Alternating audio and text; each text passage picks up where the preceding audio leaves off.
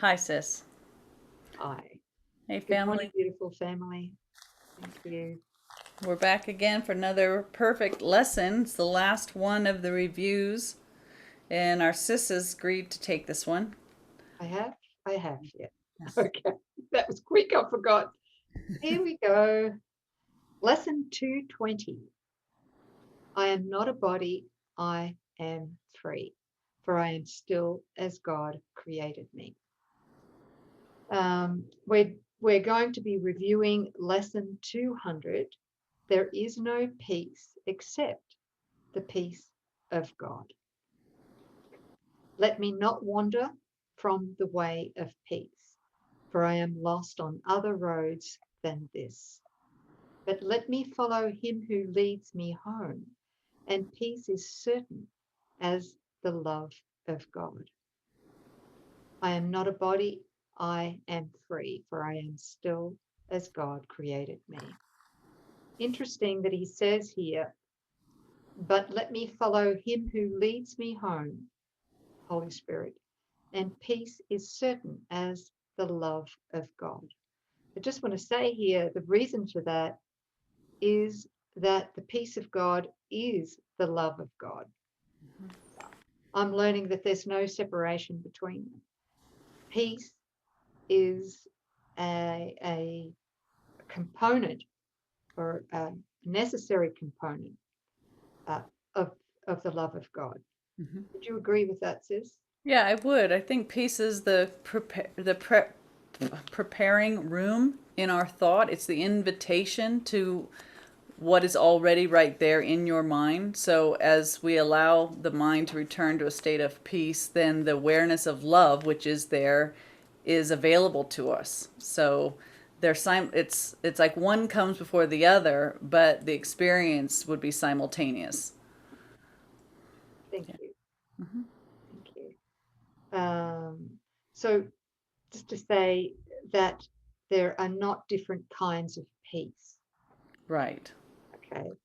Yeah. The ego says there are different kinds of peace and there are different reasons or there are different causes for peace. Yeah. The peace of God comes from our commitment to be authentically aligned, radical self honesty, and accountability for every trigger that we feel. Hmm. That is a necessary component for us to know the peace of God and to know ourselves, Hmm. as innocent without guilt and blame. Right. So, Because sorry, sis. Yep.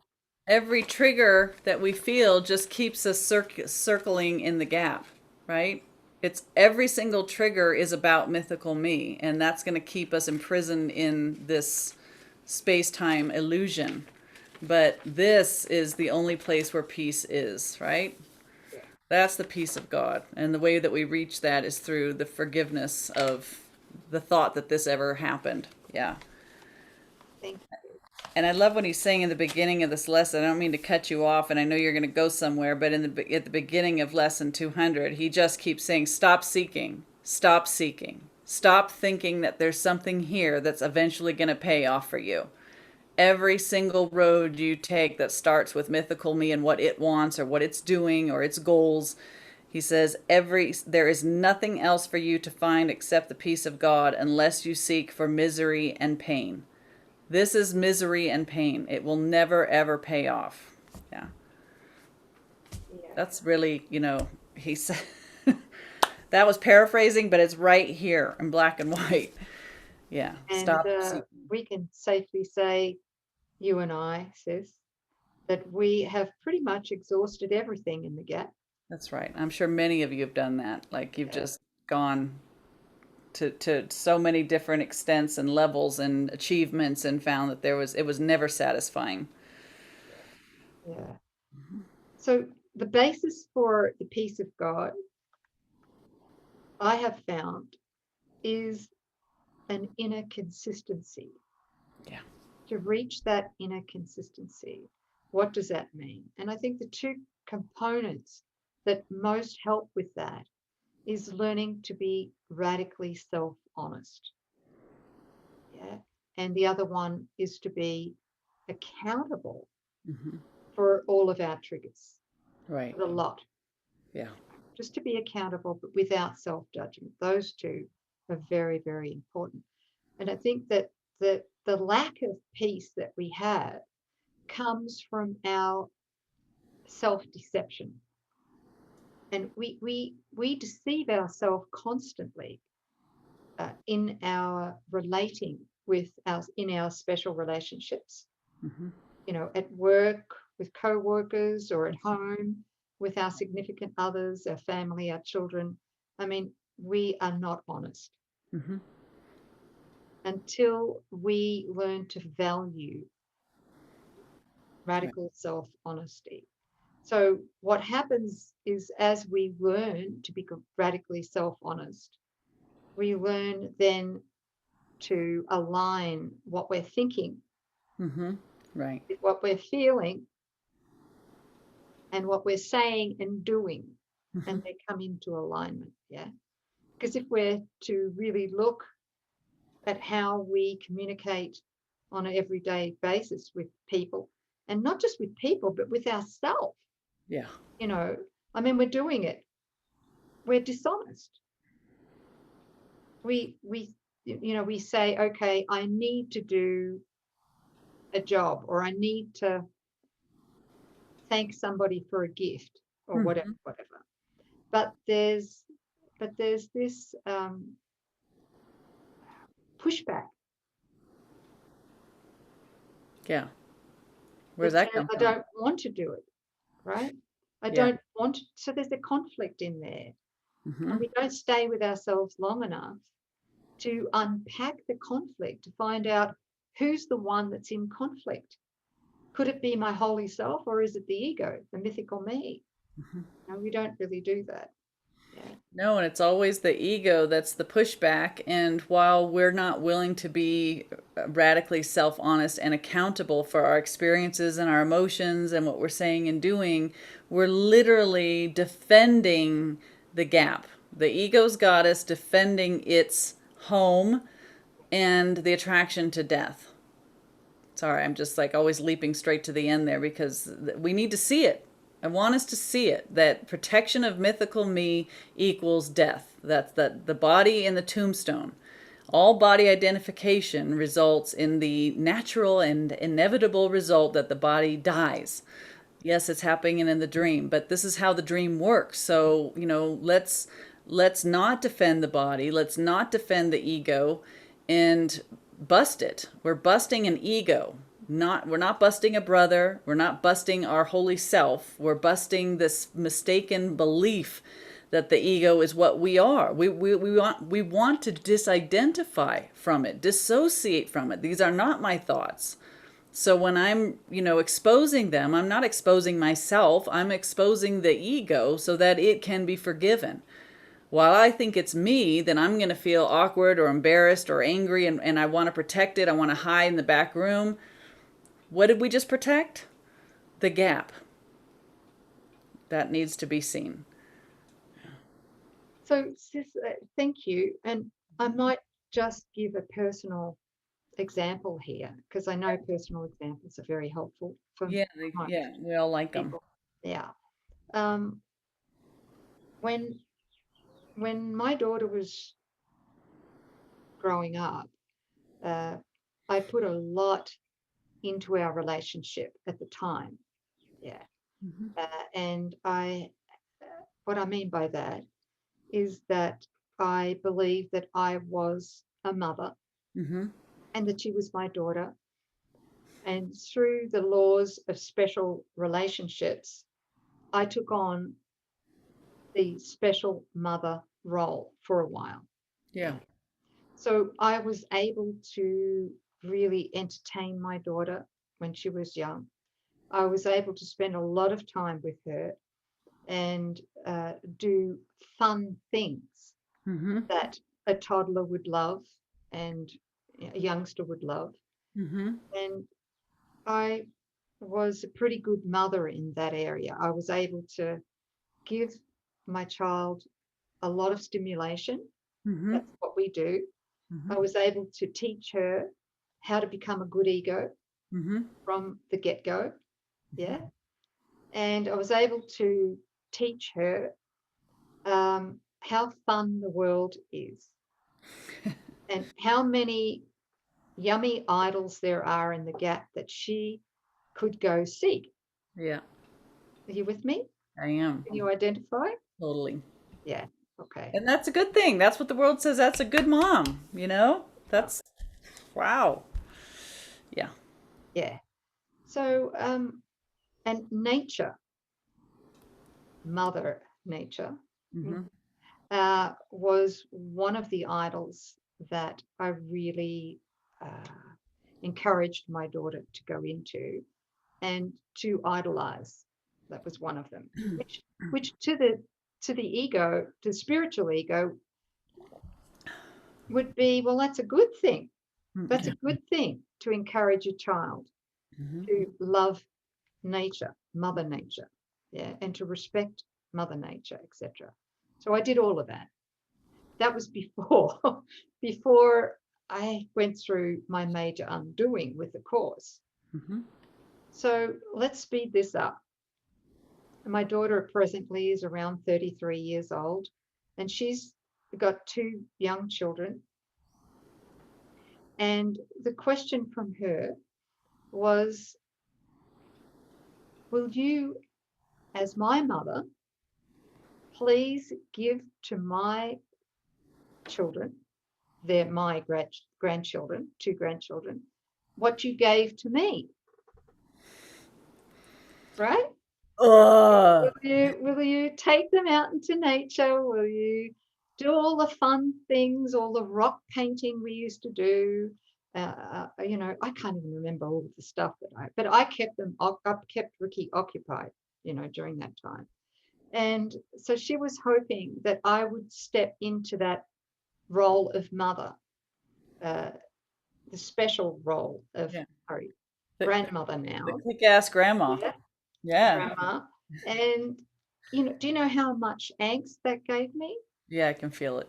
Okay. Mm-hmm. So I had to sit with her, like to make the decision to sit with her and to show up and come clean. And really, and it was teary to explain to her that original role that I played back then, I cannot play it as a grandmother now. Mm-hmm. Right? I don't want to teach these two young ones who idolize idols in the gap. Mm-hmm. Yeah. Yeah. So it was a big deal. It was really a big deal. And I'm explaining this because I needed to show up for myself. What I was thinking, what I was feeling, what I was saying, and what I was doing all had to be in alignment. I couldn't keep up the farce, Mm-hmm. and my daughter knew it. She knew, she accepted what I said, and God bless her, really, really embraced it. So much so that now, currently, she is also aligning her motherhood, her role, with attempting to teach these two beautiful children not to idolize too many idols in the gap at this stage. Yeah. Mm-hmm. And that's coming from me having showed up Yeah. in radical self-honesty with her to tell her where I'm at, not to make her wrong, but just to say Yeah. this is where I'm at, and I'm sad that I can't meet her expectations. And through me doing that and us closing the gap, Mm-hmm. like I said, it was teary, Mm-hmm. but there was a closing of the gap, and we did join in truth. And from that now, she's also decided to modify her parenting skills I more hope in alignment with the truth. Yeah. I hope she can write about that. I think this is such a big area that's so necessary. Course students that have children or having grandchildren, and because we're so different, like how does parenting look? You know, what does it mean to not have a child have so many idols in the gap? I mean, I know we're not going with toys and goo goo gaga, but what does that look like day to day? You know, how do you mindfully be present with this very small child? How do you speak to them? What does the routine look like? I think this is a really ripe area. Yeah, I wonder if other people are already talking about this. They probably are. I'm just not aware of it. But Ricky Yeah. could be instrumental in this area. Well, we're going to ask Holy Spirit, right? Yeah. So thank you, sis. Um, Thank can I you. just read a quote? I love my quotes. Yeah. Jesus, in this is in the manual for teachers, and it's in section 4. Jesus speaks about self-honesty here. He says that honesty does not apply only to what you say. The term actually means consistency. There is nothing you say that contradicts what you think or do. No thought opposes any other thought. No act belies your word, and no word lacks agreement with another. Wow, that's consistency. Yeah. Such are the truly honest. At no level are they in conflict with themselves. Mm-hmm. Remember that all conflict comes from being in conflict with ourselves across the board. Right. Therefore, it is impossible for them to be in conflict with anything, with anyone Mm-hmm. or anything. Right. Yay, that's great news. The peace of mind which the advanced teachers of God experience is largely due to their perfect honesty. There's the connection. Yes. Peace of mind comes from consistency Mm-hmm. in perfect honesty, perfect self honesty. It is only the wish to deceive that makes for war. No one at one with himself can even conceive of Mm-hmm. conflict. Conflict is the inevitable result of self deception, and self deception is dishonesty. And that is where we get our terrible anxiety that bubbles up, Mm-hmm. comes from that self dishonesty. Yeah. There is no challenge to a teacher of God. Challenge implies doubt, and the trust on which God's teachers rest secure makes doubt impossible. Therefore, they can only succeed. In this, as in all things, they are honest. They can only succeed because they never do their will alone. They choose for all mankind, for all the world and all things in it, for the unchanging and the unchangeable beyond appearances, and for the Son of God and his Creator. How could they not succeed? They choose in perfect honesty, sure of their choice as of themselves. There you go. Thanks, That's sis. that's where the peace of God comes from. Yeah. Thank you. Yeah. And to assist in that, there are the 7 key principles of authentic relating. If you're not already practicing those, they're down below in the notes. Probably one of the first few on our list, down probably at the bottom of it now because we've added so much on top of it, but it's there. And no better use of time here in the dream than to go over and study that and bring our communication in line with these principles. Thank Yep. you. Thank Um,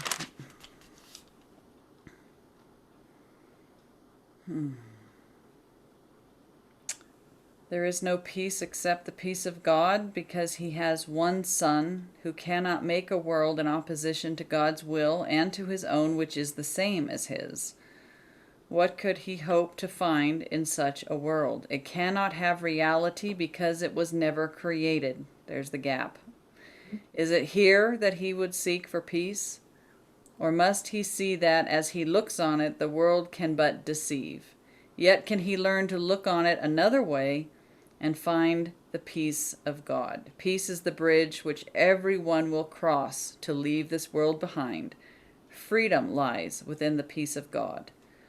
The Father calls, the Son will hear, and that is all there is to what appears to be a world apart from God, where bodies have reality. There again, the focus on the body. Today seek no idols. Peace cannot be found in them. The peace of God is ours, and only this will we accept and want.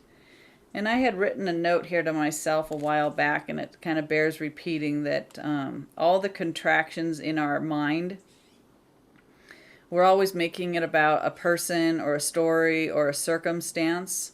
But what the ego is after is the so-called effect that that story has on our mental state. So worry, stress, conflict, anxiety, depression, anger, hatred, etc. Also the so-called positives in the gap, right? False joy, stimulation, so-called all the good in the world that keeps us distracted and thinking that that fleeting pleasure is worth pursuing. We're still in the gap. But the mind is not available, and that's all the ego cares about. If the mind is not available, your body identified, you're in the gap and you're chasing, ghosts or idols that you think are going to pay off. But let's just follow it back. Remember, everything's at the level of mind, and it's the peace of God. The ego knows that should we achieve the peace of God, we're going to feel the love of God, and the whole gap is going to be seen as the sham. And we won't want it. And when you don't want it, it won't seem to be. So peace above all else. Make that the priority. Yeah. Thank you. Yeah. Thank you. As you were speaking, I remembered something, Sure. which is that the peace of God, of course, rests on our learning to be consistent. Mm-hmm. Yes. But that consistency, which equals communication, is broken when we judge a brother. Mm-hmm. Yeah. That's right. Okay. So when we judge a brother, we are immersed in self-deception. And that self-deception equals self-attack. Yeah. And that is why forgiveness is our salvation. Right. Yeah. That's how we get rid of the mental contraction. It's through forgiveness to bring our mind back to peace so that we remember the truth. Yeah. Yeah. Okay. And that's why we're only ever forgiving ourselves. Yes. Thank you. Okay. Thanks. Thanks, everybody. Thanks, sis. Ooh. Yeah. Oh, wow. Okay, that was lesson 220. That's it. We're That's the done. end of the reviews. And this is I think this is pretty much going to be the beginning of the second half That's of the it. lessons. We're heading into part 2, which is so good. I can't wait to read the introduction and what is forgiveness. Yeah. All right, you guys. Well done. Thank you. And we'll see you back next time to start us off on the intro and what is forgiveness. Thank you. Thanks, Thanks, everybody. beautiful family. Yeah. Thanks, Sid. Thank you.